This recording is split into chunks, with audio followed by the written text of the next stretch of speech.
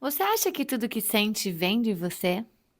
Você já parou para pensar que pode estar carregando coisas que não são suas? Oi, eu sou a Maria Gabi, psicanalista espiritualista, e esse é o segundo episódio da série Caminhos de Cura, as 5 terapias que me ajudaram no meu processo de transformação. Nessa série, eu compartilho as terapias e rituais que mais colaboraram durante a minha jornada de evolução.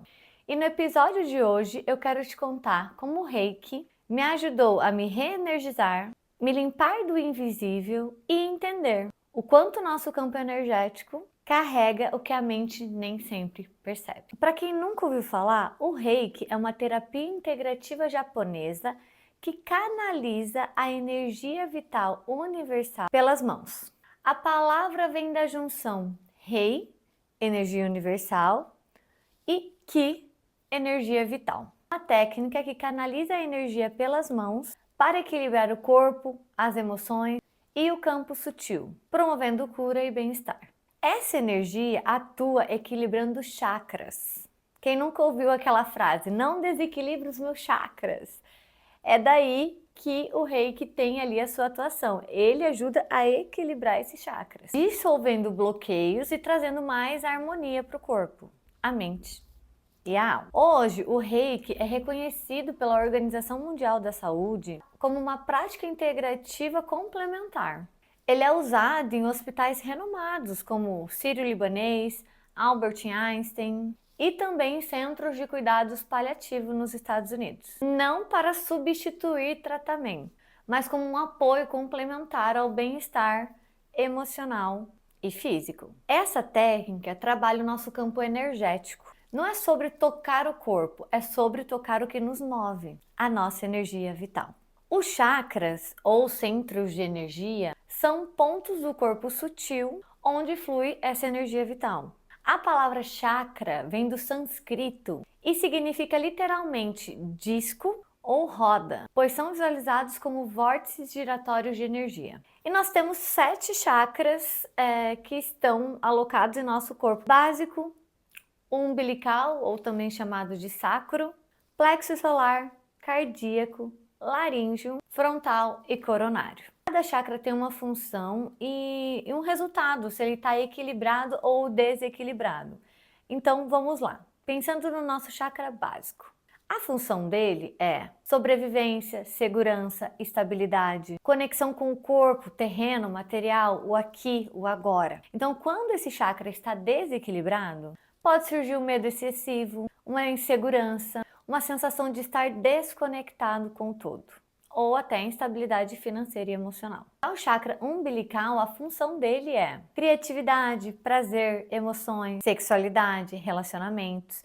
Então, quando ele está desequilibrado, pode haver dificuldade em lidar com emoções, repressão, exagero sexual, culpa, bloqueio criativo. Já o nosso chakra plexo solar, a função dele é poder pessoal, autoestima, vontade, autonomia, realização.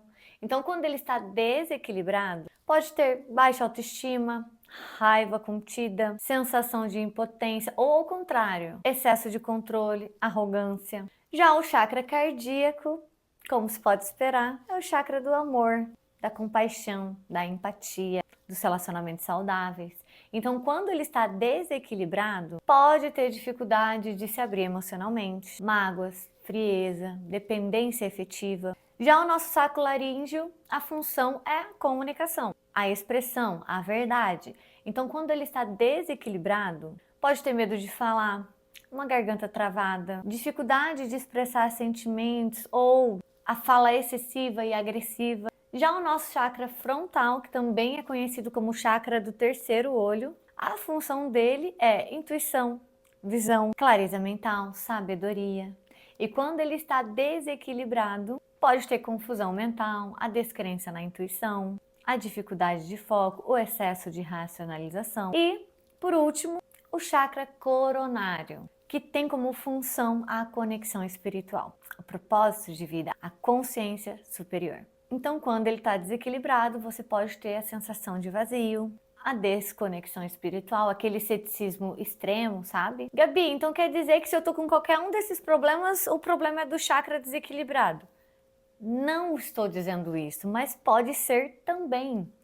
Tudo que eu vou dizer aqui, qualquer terapia, vocês vão perceber que muitas vezes ela entra no mesmo ponto de dor. Significa que ela sozinha pode ser a cura para aquilo?